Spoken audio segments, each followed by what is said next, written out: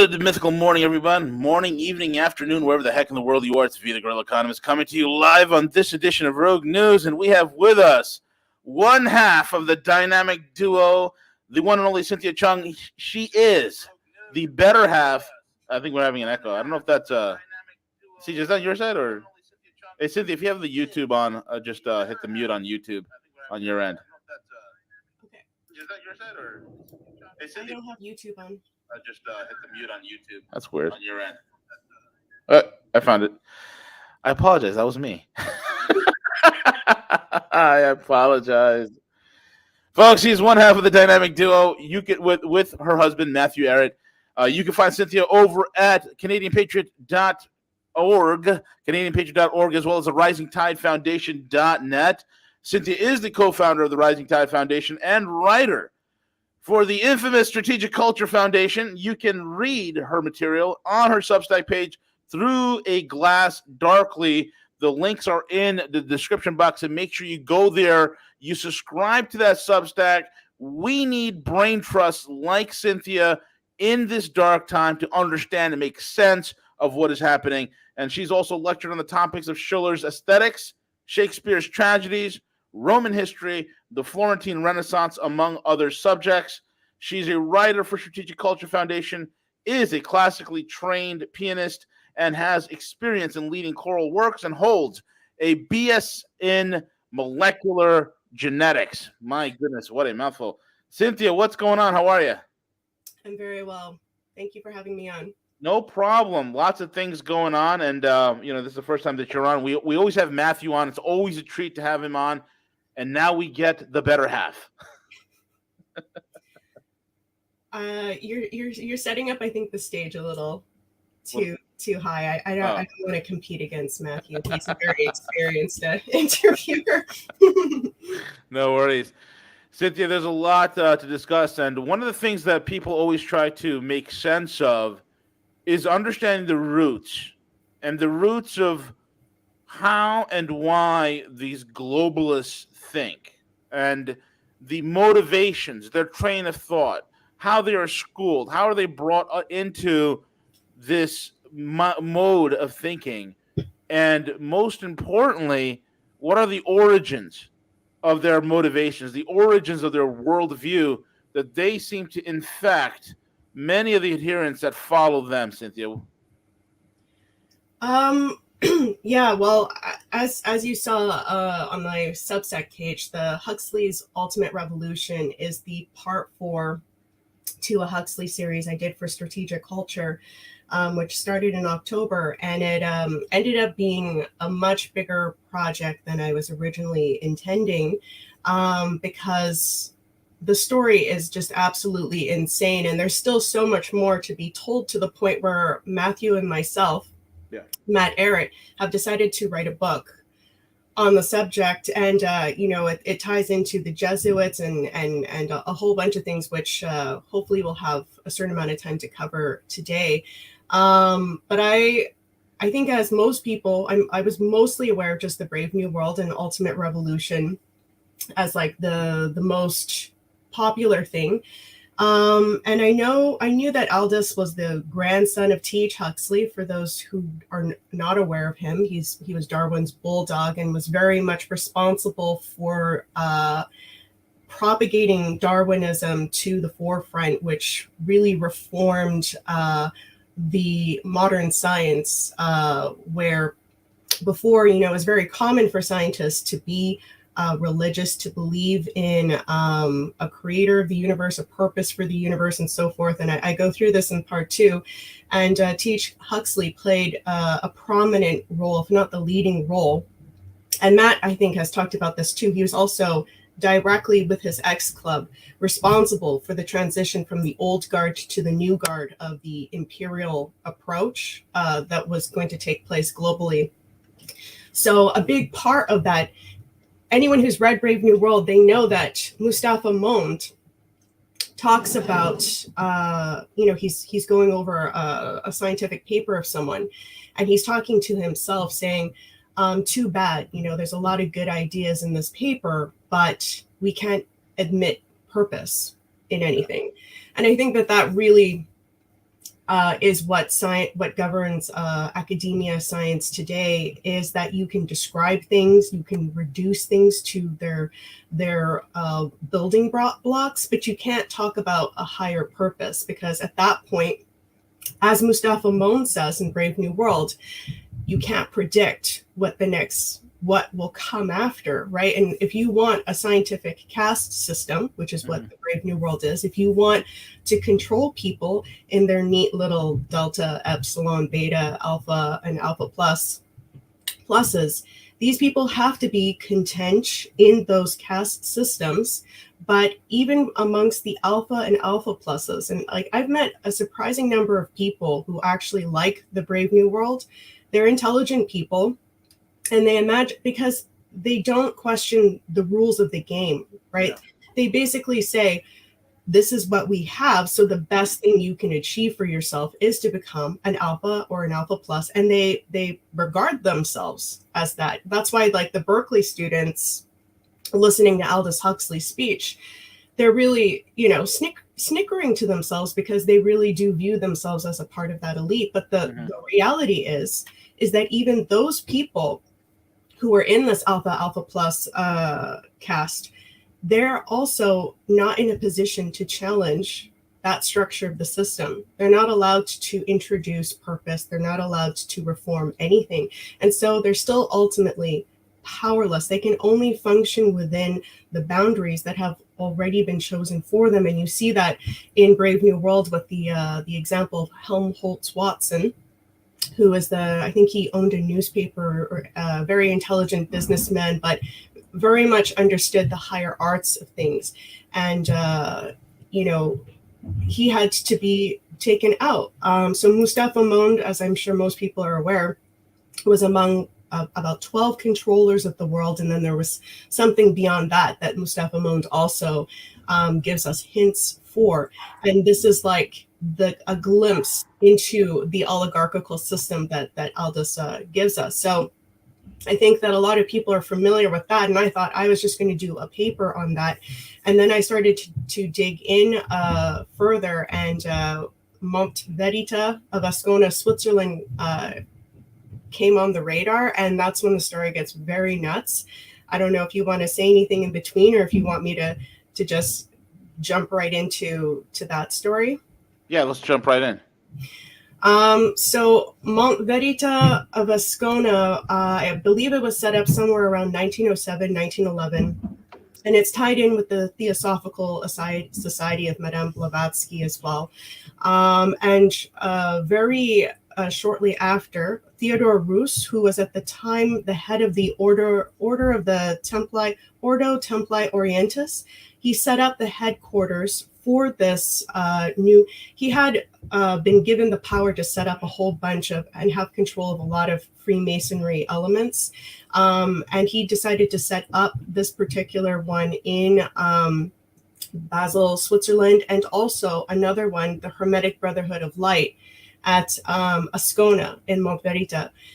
And this place is just became very well known. It was originally started by Mikhail Bakunin, the international anarchist leader. And basically, it attracted artists, it attracted occultists, it attracted psychoanalysts to this. So very shortly, Otto Gross, who was a disciple of Sigmund Freud, became a leader of this group. And I don't know how many people have watched the movie, I believe it's Dangerous Method, with Viggo Mortensen, Keira Knightley, and I forgot the other guy's name, but it's about Freud and Jung in it. And Otto Gross plays a small role in that. And he has a bit of a psychopathic philosophy, and it's based off of a true story.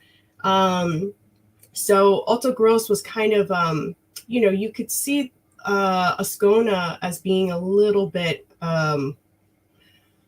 Mad Max-ish, I would say. Like, the kinds of philosophies that Otto Gross had were really disturbing, and he was responsible for killing 2 of his patients. He allowed them to poison themselves, but he encouraged their suicide. And his idea was that if you couldn't help someone, then why not? If you couldn't cure someone, why not a beautiful death? But the thing, euthanasia. Yeah. And the thing with his philosophy was you should just do whatever you want. You should never restrain anything, because it's Western civilization that has taught us to be unnaturally restrained, that has caused all of these psychological issues that we're now seeing in people. And in the movie, he's basically Otto Gross had a lot of drug issues as well, and he had to be admitted into a hospital, and it was Jung who was his treating physician, psychiatrist. And how the story goes, apparently, is that Otto Gross organized Jung to get interested in Ascona. And Otto Gross had been diagnosed with schizophrenia, by the way, by Jung.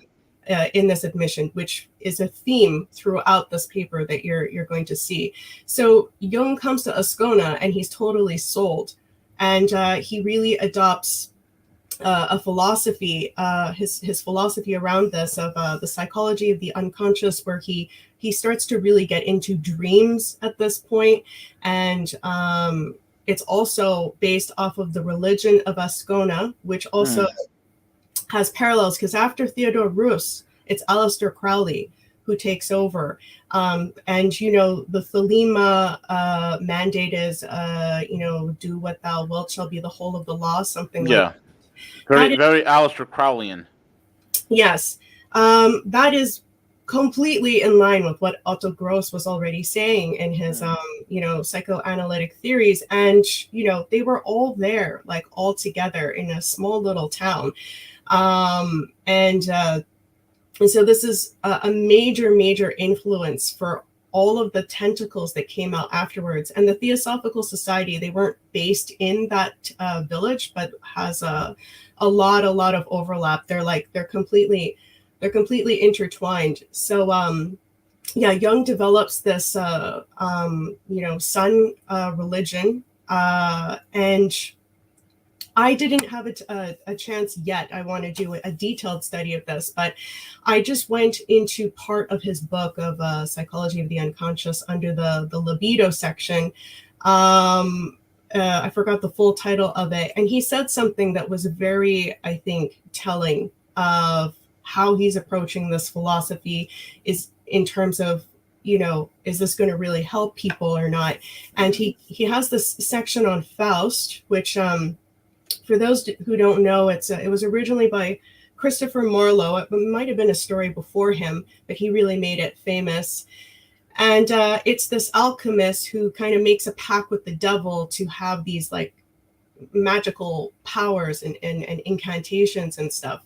And so Jung is referring to this, and he says that with all things, you need to partake in evil. I'm sorry, I had the book out from my other interview and I forgot to have it out today, but no problem. You have to partake in evil first in order to have creative powers. Your creative powers come about, and then only then will it turn into the good. And he says very explicitly, like, this is a paraphrase, but it's that explicit, and that you have only through evil will the good come about. And what you'll notice is that with the Theosophical Society, Alice Bailey is a major name. She's the one who founded the Lucis Trust. Yes, Alice Bailey. Yes. And so is Madame Blavatsky. Is it not like she's in there as well? Yes, Blavatsky? Yeah. She's the one who maybe was at the beginning. I don't know who exactly comes up with these things, because they're basically mixing Hindu philosophy and Hindu religion with psychoanalysis stuff and all of this other stuff. So they're just like twisting everything, because they also say, the Theosophical Society, that they're inspired by Plato, which is clearly not the case when you actually look at their teachings and what they're practicing and so forth. So Alice. And by the way, just to get for people to be aware, Russell Wallace, who was a very close associate to T.H. Huxley, was one of the key people, along with William James, who's also a very well-known psychiatrist or psychologist, who started the foundations for the Theosophical Society. And there's this other kind of parapsychology research, yada yada. I have a hard time remembering these names because they're just kind of like generic, but that was really the foundations for what started this whole, Theosophical Society, Monte Verità, Skona, weird religion, and all, and Aleister Crowley, and all of this. They're all like relatives of each other, and it's just interesting that was started by a close associate of T.H. Huxley, and then you see Aldous later on is really heavily involved in this, because H.G. Wells, who was a student of T.H. Huxley, became a mentor of Aldous. So that's another strong connection. And H.G. Wells and Bertrand Russell, who also knew Aldous when he was young and throughout his life, were encouraging these avenues as well of the mystical occult. So Alice Bailey, she had set up the Lucifer Publishing Company, which later on they changed it to Lucis Trust, because it was a little bit too controversial. And they're a major player to this day within the United Nations. You can go to the Lucis Trust website, and you can see that they're still a major player, and they have been a major player since the start of the United Nations. I'm not saying the United Nations is all bad, but it definitely has very concerning elements to it. And Alice Bailey actually has met him. It was Alice Bailey who said that, again, we need to bring on the darkness. So Lucifer, in their interpretation of things, is actually a solar angel, one of the solar angels, and he's good. And if you look at most of the Freemasonry stuff, like the Scottish Rite, Freemasonry and all that, they all say that about Lucifer is actually the good. Yeah, he's actually the good guy. He's like our Prometheus. And they always, separate Lucifer and Satan as two different beings. Yeah. And by the way, they're not honest. Part of it is like a warping of philosophy and all that, but part of it is just they're being intentionally Delphic, because the whole point of like this way of thinking is that you have to have your rites of initiation. So you don't deserve to know the whole truth unless you prove that you can will it. So you have to be a kind of person who is willing to will it. So I mean, it already, Matt makes the joke of when you have to pass one of these tests, it's like either kill the dog brutally or don't kill the dog brutally, this kind of scenario. And whichever you choose, right? Like, so I decided I'm not going to kill the dog. And they're like, good, you passed the test. Yeah. Kill the dog. It's like, good, you passed the test. And Correct. Depending on which thing you choose, you're guided to which door, Exactly. So they never tell you, right? So there's a lot of good people who are in these things that are like, no, but I passed the test, like I did good, and they're like, yes, you should hold all of these beautiful Platonic ideals and blah blah blah blah blah. In the meantime, the people who are at the highest levels of this are completely satanic. Yeah, they not only killed the dog, they've eaten him. So Alice Bailey also makes the point that Lucifer is a bright star or sun in this case, sorry. But you can only let something shine its brightest when it is surrounded by darkness. Sure. So it's our job. It's our job to bring about the darkness. It's like certain hard right evangelicals who believe it's their job to bring about Armageddon in order to bring forth Christ. Yeah, it's a very I don't know how they convince themselves of these things, but you can see from an oligarchical standpoint that this fits in really well. And also, just a quick note for Otto Gross, he is credited by some people as the grandfather of the counterculture movement. like the first rock and roller lifestyle, because he did go in and out of asylums for the rest of his life. He was supposed to actually start a school. You could say he was going to do the original Esalen Institute, but he got messed up way too quickly. He was on a downward spiral because, ironically, his own philosophy of never refusing anything made him completely a servant, right, to his desires, and he destroyed himself very quickly. But he was supposed to start up a school, and Max Weber, who is, you could say, a founding father of the Frankfurt School, was seriously backing him.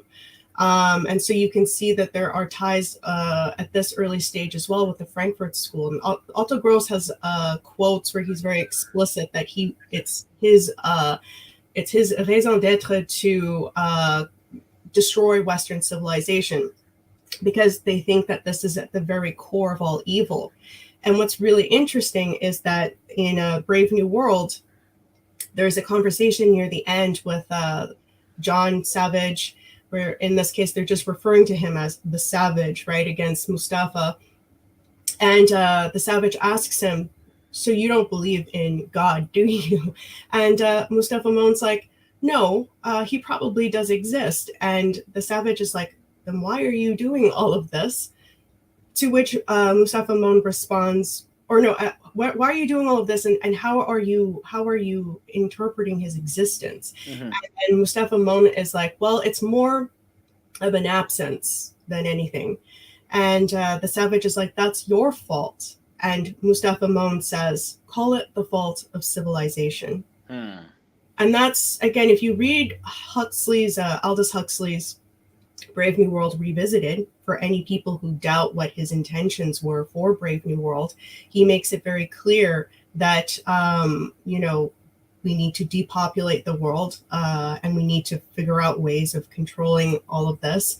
But it's very much along those lines that science, technology can also not be allowed to progress, like just without any kind of limitations, without any kind of boundaries, restrictions put on it. And again, this is because if you have unbounded creativity, you cannot control that sort of society. You cannot have a scientific caste system. And they make these excuses for why it's for our own good, that we cannot be creative, unbounded in creativity, with a purpose, by the way, a moral creativity to actually make life better for the next generation, and so on. We're told these lies that we actually cannot do that. And if we try to wield the Promethean fire, so to speak, we will burn ourselves and we will destroy the world, because we can't actually wield that sort of power, which is not true. That's what you say to a slave. Correct.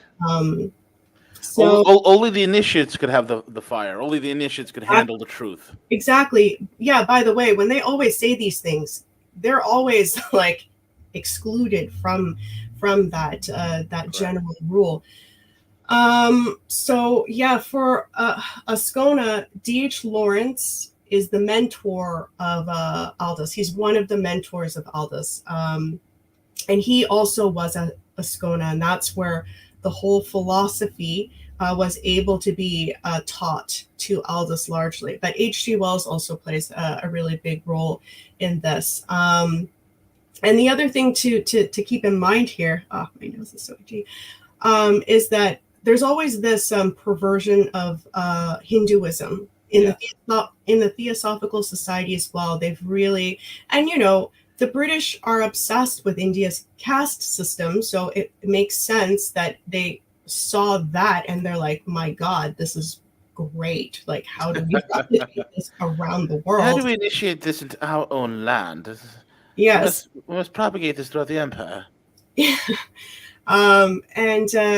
So I think that's primarily where the interest of there's other elements to it as well, like Aleister Crowley's sex magic is a corruption of the Hindu philosophy too, and so it's really weird how they associate, because they believe in what they're saying. So you always have to keep in mind, there's like the rule for the masses, and then there's the rule for the elite. So even when you talk about the occult, there are things that are the mystical. So for instance, and I'll get onto the D.H. Huxley Aldous thing in a moment, but for instance, Aldous Huxley very much, and H.G. Wells too, studied religion, but primarily the mysticism within religion. So the mysticism within religion and spiritual movements, because these were the conduits they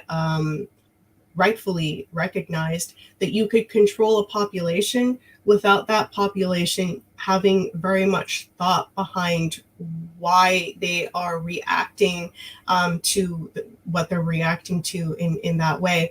And in H.G. Wells's Open Conspiracy, he announces this new religion, and he makes the point, right, that his three books that I have forgotten the names of. One of them is, though, something like Science of Life, that he co-wrote with Julian Huxley, who, by the way, is the brother of Aldous Huxley and was the president and vice president of the Eugenics Society, and also was one of the first director general of UNESCO. He wrote the mandate and said in the mandate that we should be, ready for the unthinkable at some point, which was eugenics. Aldous Huxley, by the way, also clearly laid out his cards. He wrote 1 year before publishing Brave New World a very horrible article in some journal promoting heavy eugenics. And their father, too, was also completely in line with this. Like at the time of T.H. Huxley, eugenics hadn't existed yet, but he was very Malthusian, and it was a natural thing that his son, Leonard, and then his grandchildren, Aldous and Julian, would all become, believers in eugenics. The necessity of eugenics to clean the pool. Actually, this is a very important theme, is that H.G. Wells talked about the open religion, that it wasn't important for you to believe, or certainly not to understand, but the most important thing was to submit. Mm-hmm. And in this new religion, which he says his 3 books should be the new Bibles, he actually says that in this new religion, that is all that you need to know, is to submit. Now, obviously, for a thinking person, that's an incredibly offensive statement. But when you start to introduce the mystical and the occult, the thing about this is that the intellect, there has no really role to play when you get into those domains. And it's more of like an emotional kind of instinctive reaction to things. Yeah. And so the elite believed that you could get special powers through the doors to the secret mysteries, through the mystical and the occult. So you could get very powerful with this, or you could enslave people with it. And I was mentioning this in another interview, that Aldous, actually one of his books that is most critically acclaimed is called something like Devils of Loudun, Loudun. Mm-hmm. And if you check out the trailer for the movie that was made in around 1975, good God, I had no idea that Aldous had that in him, but it's like really overly satanic. I don't even want to watch the movie. I think the trailer says enough, but it's again just exploring this mysticism within religion and how you can get people to completely lose themselves. And going back to D.H. Lawrence, and you can stop me if this is like getting really confusing how I'm speaking, but D.H. Lawrence, one of the because people refer to D.H. Lawrence himself as being like Laurentian metaphysics, because he had his own philosophy. And so he believed in the mental consciousness and the blood consciousness. And this doesn't, contradict anything coming out of Ascona or Crowley or anything. And he believed that the blood consciousness was a more superior thing. And the blood consciousness was that knowledge is transferred over through blood. And you can see how, like, with a mystical approach, it really is, and this is what Aldous talks about a lot too, you know, in his instruction manual for the counterculture movement,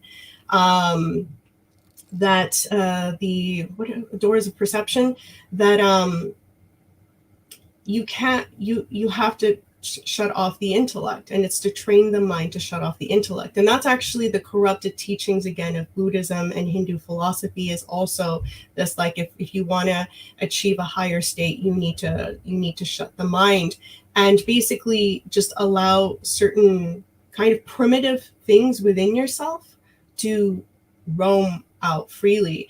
And part of this philosophy too comes from Bakunin, who has these like levels. He's an anthropologist, but he brings mythology a lot into this, and Jung does that too in his Psychology of the Unconscious, where you're studying mythology, which is useful to understand, like, you know, certain things about how humans thought and so forth, but they kind of take it almost like they're literal truths. Mm-hmm. And so Bakunin is the one who says that the highest state of evolution is the Apollonian sun god worshipping thing. So that's also mixed into a lot of this. Anyway, I think I talked enough about Ascona, but I don't know if you wanted to say something else before I talk about Huxley in the United States. No, I think you covered a great deal of a very necessary background in order for people to understand the context of the next phase of what you're going to be bringing out for us. And I think we can just go ahead and continue with Huxley and the United States and his actions informing the thought of many of these globalists that we see today. So Huxley moves to Hollywood with Gerald Hurd, who's also, they both are kind of like the founding fathers for the human potential movement, which I'll get a little bit into shortly. But another, a big name that Huxley meets when he's in Hollywood is Krishnamurti. So for those who don't know who Krishnamurti is, Annie Besant is a major name in the Theosophical Society. She was the president for a certain amount of time and so forth. And she was the one who discovered Krishnamurti while she was in India with her colleague. And they said his aura was just like so bright and all this. And they had chosen him. They said that he's the next Maitreya, the future Buddha, and he'll be the world teacher, and he will bring, like, you know, basically enlightenment to all. And so this person, Krishnamurti, was sold as having no religion, right? And almost like gifted with just wisdom. But Annie Besant was his tutor throughout his childhood up until his adulthood. So I think that that's already quite a biased education.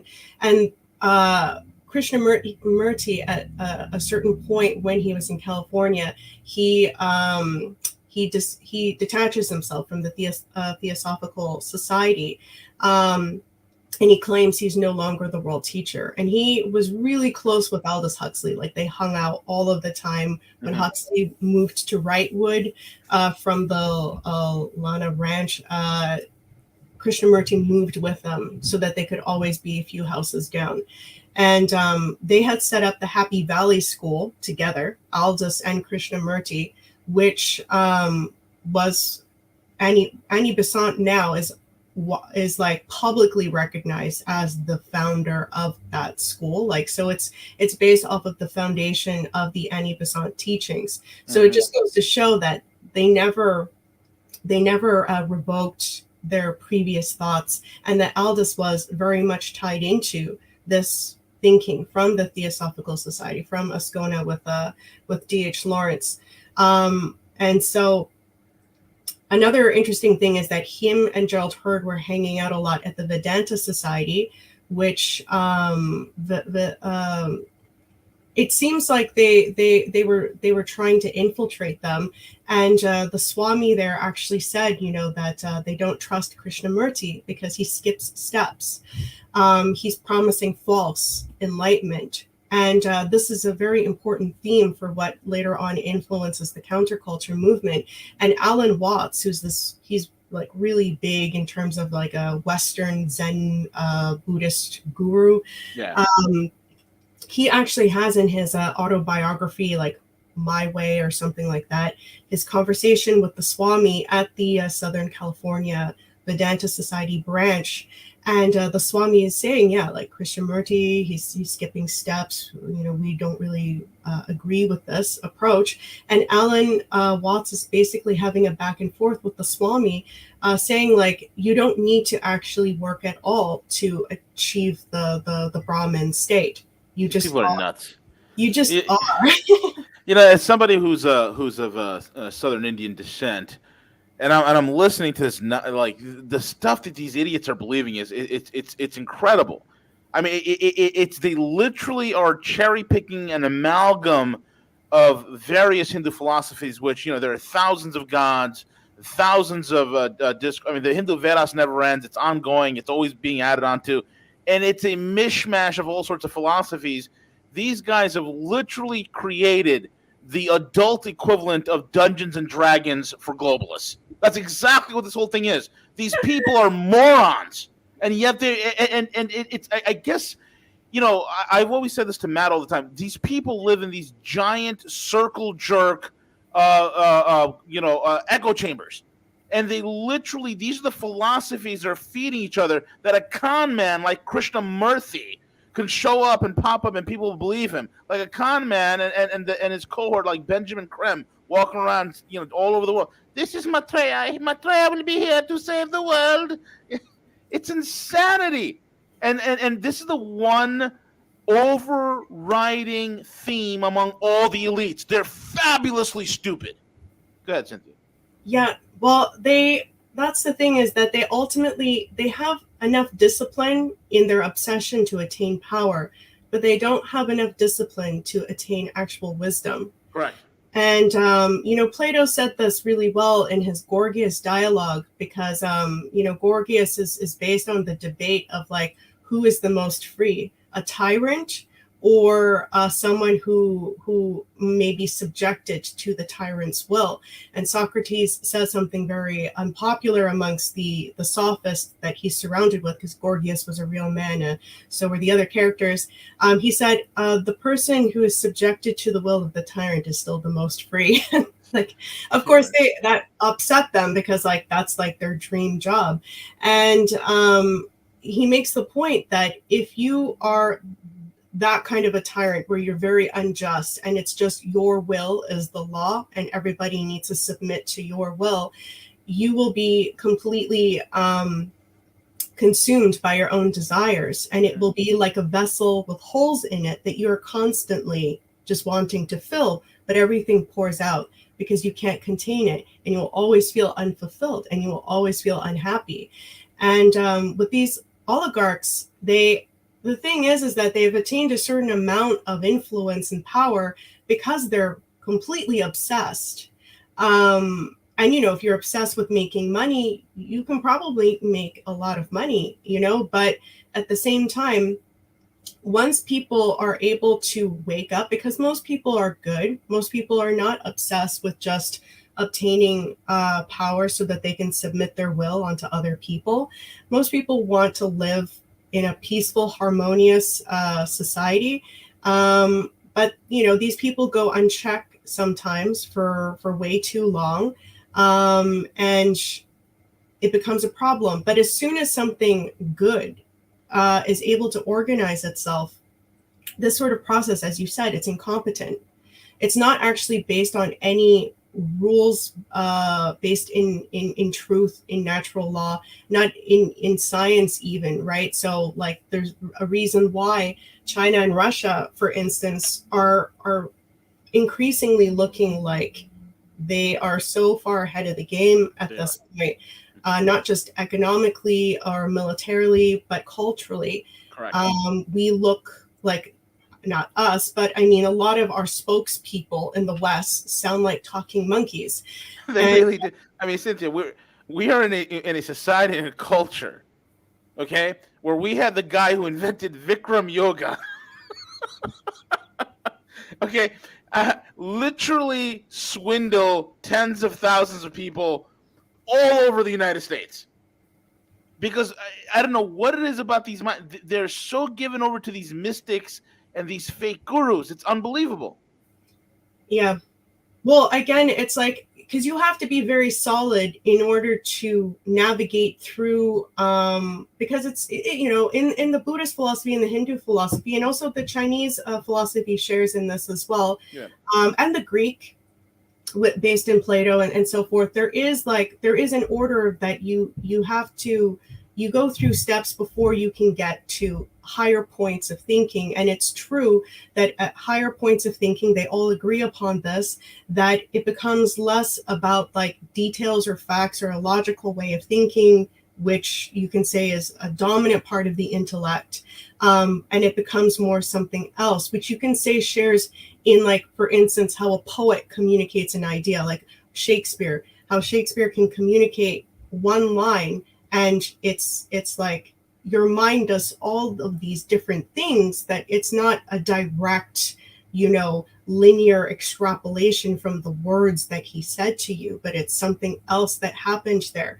Or, the fact that Shakespeare, Gibbons, he's the authority on Roman history, and he wrote, I don't know, something like 1,000 pages on Roman history, and Shakespeare just wrote Caesar. Well, he wrote a trilogy. He wrote Antony and Coriolanus, but the Caesar play is something like 60 pages or so, and he did a better job at describing the Roman history and why Rome collapsed than Gibbons could in 1,000 pages. And so this is like part of like what are the higher forms of thinking. But anyway, back to Aldous. I'm going to skip a little bit because the Frankfurt School plays a huge part in this, and people should just be aware that Aldous did know Theodor Adorno. They were hanging out at Salka Vitel's salon in Hollywood, which was all for Hollywood intelligentsia, European intelligentsia. And Aldous quotes Erich Fromm, who's a very big name in the Frankfurt School as well. And the Frankfurt School basically, besides the critical theory, is that it was an attack on classical culture. So, you have Krishnamurti encouraging skipping of steps. And then you have this, where now classical culture is the reason why Western civilization is the most oppressive thing in the world. And so we need to destroy this way of perceiving things. And that's largely also what the counterculture came out of. It's like anti-culture. And now it was like, there weren't really rules. And again, it comes back to this Ascona philosophy of like, it's whatever you feel that is really now the higher truth, as long as it doesn't seemingly hurt anyone else. But that's all ultimately a bullshit rule anyway. But the beautiful then became ugly, and the ugly then became beautiful, and that started to become really promoted. And then, as we'll see if we have enough time, insanity became promoted as the new sanity. And there's a quote from Adorno that I have in my article, part 4, where he says that we need to change music. And Adorno is a very accomplished pianist. He worked also closely with Schoenberg, the atonalist composer. And he says very explicitly that we need to change music so that it actually induces schizophrenic traits. Yeah, and that this is like the new like mental health, so to speak. And we're going to see how this fits into the Esalen Institute very clearly later on. So anyway, Frankfurt School, that's a major destructive force. Aldous also was talking a lot with William Sargent, who wrote Battle for the Mind. He's a British psychiatrist, and he was very much at the forefront of this whole, Manchurian candidate studies.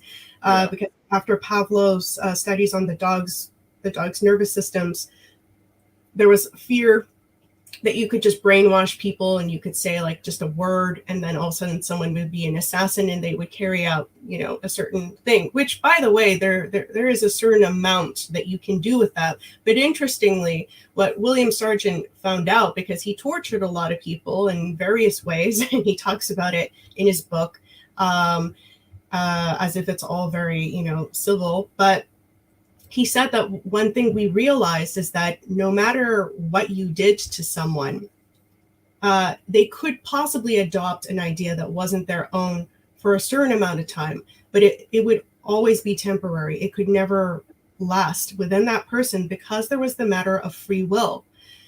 And what Sargent realized was that you had to give the illusion that there was the choice to choose to adopt the idea. And as long as there was that illusion, you could have that.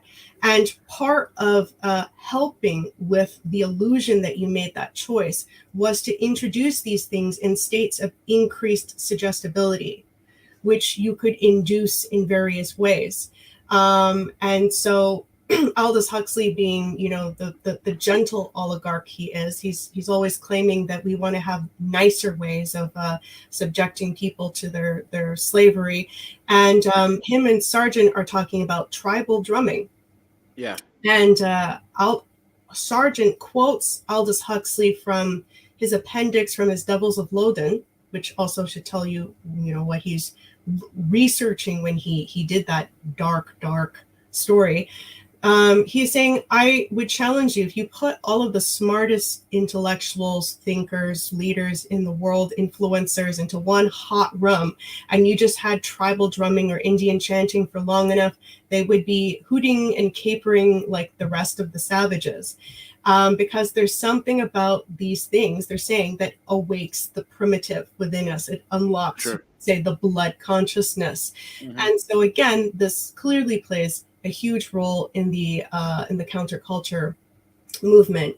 And I mean, we see that so heavily in modern music, where it's very trance and very enchantment like, whether it's the beat, whether it's the frequency, whether it's even the lyrics. Lyrics on music these days are very shortened. There's hardly any words in it. Doesn't even make any sense. They have, for the love of God, they have mumble rap. Oh my God. You know, so it just goes to show where we've come. But again, it's all about creating that base culture, that absolutely debased, dehumanized culture that is so hyper suggestive. That's really funny, mumble rap. I never heard of that. I don't advise you listen to it. You might. It's terrible. Because like the rap was in its better aspects very political, and it had to be destroyed. Poetic, yeah, and now it's like it's not even about the words anymore. Nope. It's just mumbling. It's just mumbling. It's terrible. I mean, I could have CJ play a sample, but it's terrible. I will save your ears. Yeah. So I mean, it's a huge deal. And then, you know, his meeting Dr. Humphrey Osmond, and you know, at this point, Huxley is like, these people are all, if not directly tied into Tavistock, CIA, OSS, and MI6 stuff, they are definitely, you know, working with these people. And when Huxley takes mescaline for the first time, and he documents it in his book, Doors of Perception, he's having a recorded conversation with Osmond, and Osmond asks him, so do you think you know now where the root of madness lies? And Aldous is like, yes. And Osmond's like, and could you control it? And Aldous was like, no. So God. It was like, excellent. And it's like, and then so for how my paper goes, and I'm by no means telling the whole story, it's a lot to go through, and there's still a lot that I need to look at. Oh, and by the way, really important point too, the Book of the Dead is a really big thing with the Egyptian Book of the Dead. No, it's the Tibetan Book of the Dead. Oh, okay. But the translator, the English translator, called it, because it's a Bardo Thodal, sorry for my pronunciation, is the original name of it. Mm-hmm. And this English translator called it Book of the Dead off of Egyptian Book of the Dead, and he said Tibetan. But the thing about this English translator that people should know is that he's a theosophist. So the person who, because Aldous was very much promoting this book hard, and he promoted it to Timothy Leary as well, who even wrote about it in one of his books. I forgot which book it was. I have it in my paper though, where he says that like the Book of the Dead is like kind of a Bible to them at this point, but it's not even based off of the original, it seems, because it seems the English translator took a lot of liberty with it. And another thing people should know about this English translator, who seems to have known nothing about Tibetan Buddhism as well, is that he had met T.E. Lawrence, otherwise known as Lawrence of Arabia, when he was in Oxford. And it was Lawrence of Arabia, the British intelligence, agent in the Middle East, who organized the Bedouin tribes. It was him who had suggested that this translator go to the Orient. So it's clear that he was put onto this project by British intelligence. And people should also be aware that Aleister Crowley is also tied into British intelligence. So like these intelligence centers, like the CIA as well, they're working with these like satanic groupings. It's not, nothing is separate. Everything is actually quite intertwined, consciously so. It's very disturbing as you look into things more and more. So just quick to say, because I do want to say something about the Esalen Institute, which is really important, but I make the point in part 4 that the human being, which is the biggest thing that launched the summer of love, and you could say like probably the hippie movement, that at this human being gathering of, the people who would form the counterculture. Yeah, it was like an LSD event, right? The big LSD event. That one of the things that was spoken was that this is the first manifestation or something like this of the Brave New World. So that's very interesting. And then one of the American beat poets, I forgot her name, again in my paper, she says, I think that she first of all makes the point that Maitreya, that we don't need to know Maitreya through books and learning. Sound familiar? But that, we just need to let Maitreya come to us, and maybe, I believe that Maitreya will not come into one individual form, but that he will come into all of us this time around. And maybe it will even happen today. This is an invocation for Maitreya, may he come, or something like that. And it goes to show that these people now all have it in their heads that they've got they're Maitreya. Oh God. As they're like taking LSD and like having sex with whatever they can find on the ground. And it's just like, it's worse than Jerusalem syndrome. You heard of Jerusalem syndrome, where people, some religious people that show up, they'll go visit the holy sites in Jerusalem, and next thing you know, they think they're Jesus. And they literally are walking around trying to get followers to follow them. It's pretty hilarious. It is really interesting. Yeah, I mean, there's definitely a branch of psychology that, if it hasn't been invented, it definitely needs to explore, how these types of increased states with this is, I think, part of it, like being increasingly suggestible, that you can just have the weirdest, wackiest things govern you for an extended period of time afterwards. But anyway, so as I was saying, Aldous Huxley and Gerald Hurd, they're the ones who really started the human potential movement. Aldous was giving lectures on this, which was a certain idea of being in control of your own evolution, self-evolution. And he even says in one of his lectures to his students at a university, again, I have the specifics in my paper, that that this is based off of the Brave New World concept. So again, it's always being brought back to this. And Aldous didn't invent this, by the way. Aldous doesn't have prophetic vision. H.G. Wells didn't have prophetic vision. It was because it was all part of the plan, and the transition from the old guard to the new guard of imperialism, what was going to be global imperialism. Part of this was to play a much longer game of subversion, because they had been losing to what was largely coming out of the United States under Henry C. Carey's, economic approach to industrialization, which we saw occurring in Russia, we saw it occurring in Japan, and closely after adopted in China with Sun Yat-sen and many other places in the world, that this was going to completely blow the imperial structures out of the water if they didn't do something very quickly. And so among the strategies that were changed was to have this cultural warfare strategy, which anyone who understands, what ultimately shapes the collapse of civilizations in history, it isn't, a lot of people focus on the military, the economic, the political aspects. It's almost always culturally first that society degenerates, and then everything else follows. The culture is the soul of the people. The culture is the moral compass of the people. If you don't have a good culture, your society is not going to do well. Correct. And that's what the counterculture movement and everything that came out of the Frankfurt School and everything was just annihilating, because it's, if you have a culture that tells you that you are a good person, that you're a creative person, and that you can always, do something in such a way that can make a situation better, not worse, and that we have a responsibility for that, that is a dangerous thing for an oligarch who wants a scientific caste system. So anyway, with Aldous's lectures on the human potential theory, he inspires Dick Price and I forgot the other guy's name. I'm sorry, I'm really bad with names. But these two ended up starting the Esalen Institute within a year of talking with Aldous and Gerald Hurd closely.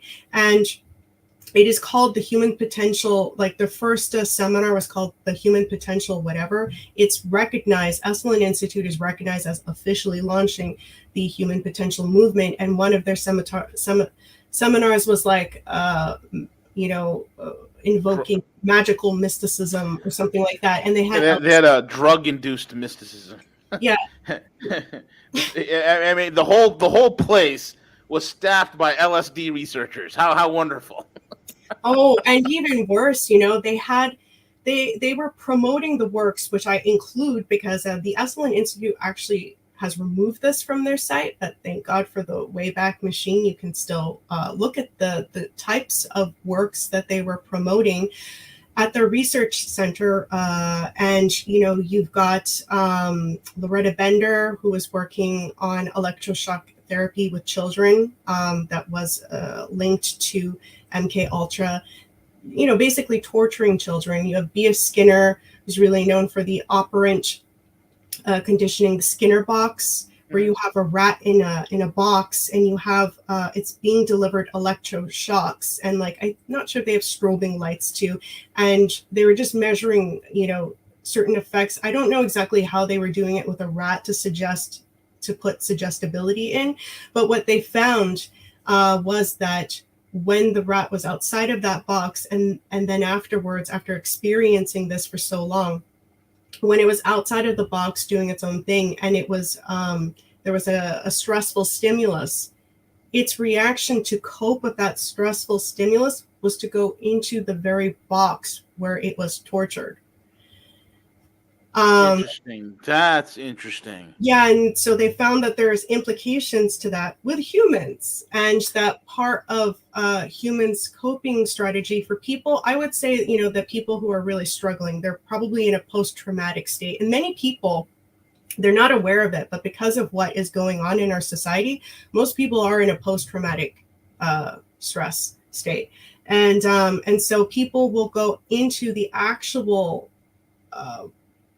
source, you could say, of this for their coping mechanism. And I guess you can say it with our habits, right? How many people have good habits when they're stressed versus destructive habits when they're stressed?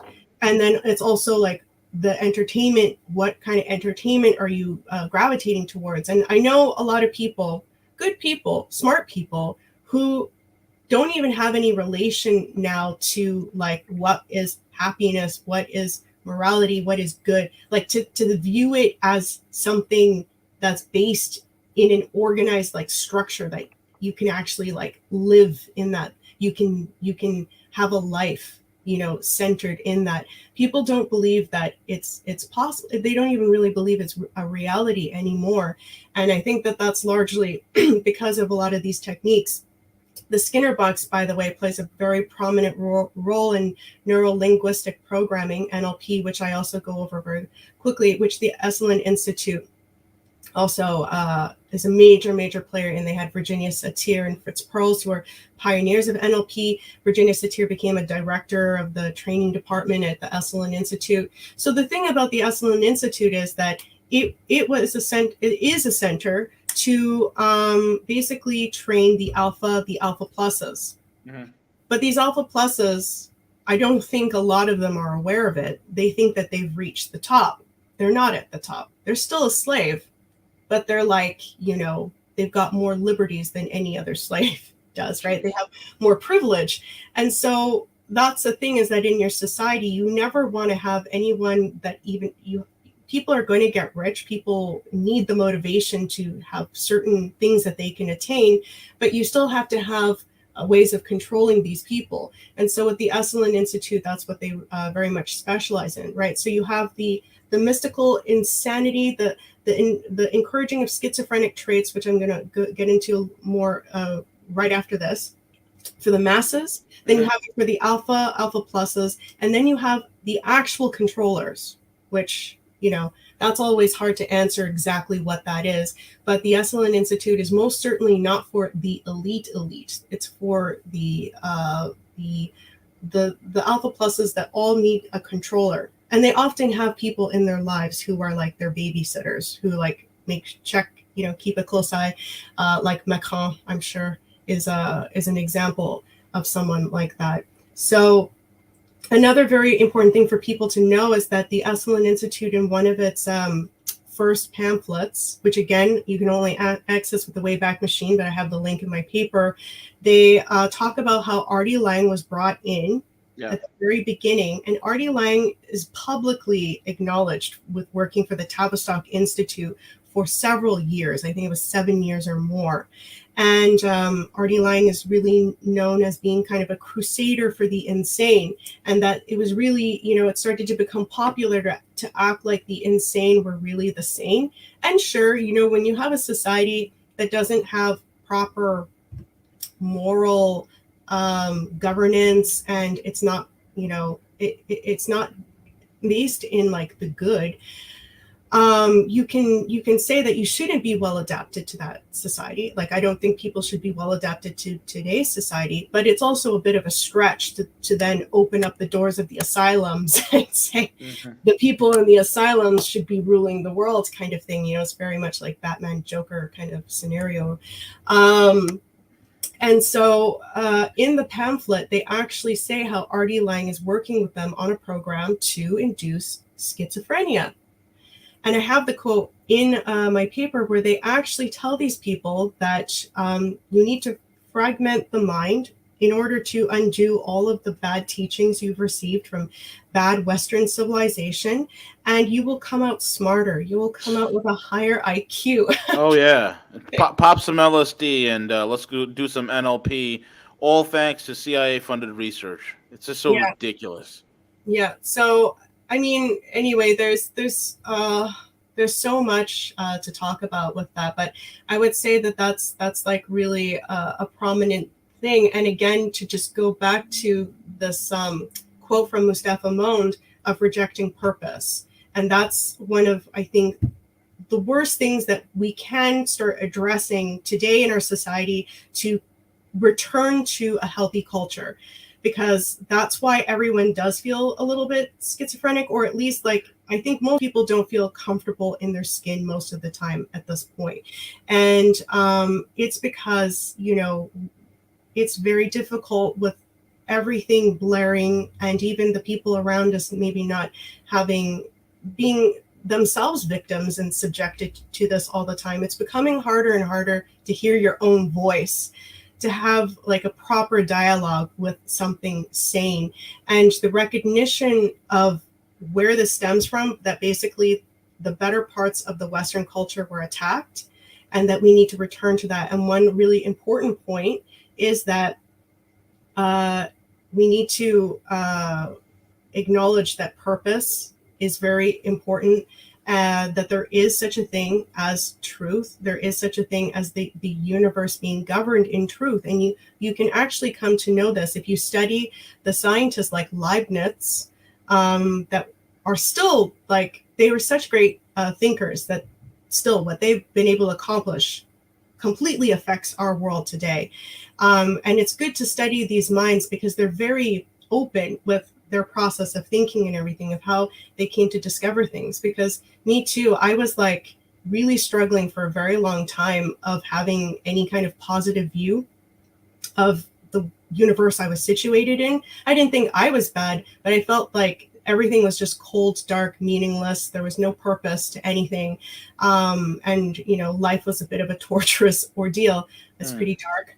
But ultimately, I realized that I had that view because I couldn't situate any good in the purpose of the universe, which if you just look at, you know, animals, for instance, this might seem weird that I'm going on to this, but I find this very, very interesting. And that YouTube has so many of these examples of like the weirdest combinations of animals playing with each other in the wild. Yeah. Like a cat and a squirrel becoming friends, or a dog and a bird becoming friends.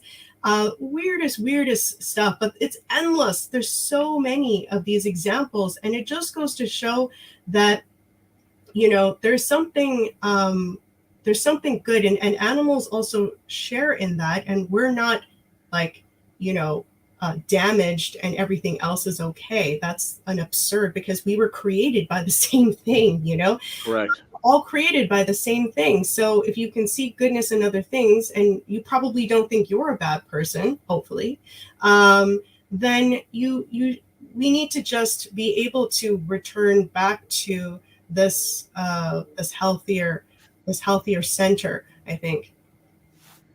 I agree wholeheartedly. Very well said.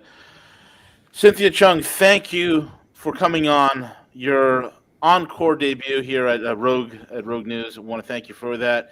And folks, again, you can find Cynthia's work over at her Substack. The links are in the description box, and over at CanadianPatriot.org, CanadianPatriot.org, as well as oh my God, I just went blank. The Rising Tide Foundation. I was going to say the Tavistock Foundation. I'm just no, not the Tavistock Foundation, but the Rising Tide Foundation.net, risingtidefoundation.net. It is the online Library of Alexandria. Go there and check it out. And again, Cynthia, thank you so much for joining us. Folks, subscribe, like, comment, and share. Go over to the Substack. Make sure you subscribe to her work. And thank you for listening in. CJ, take it away.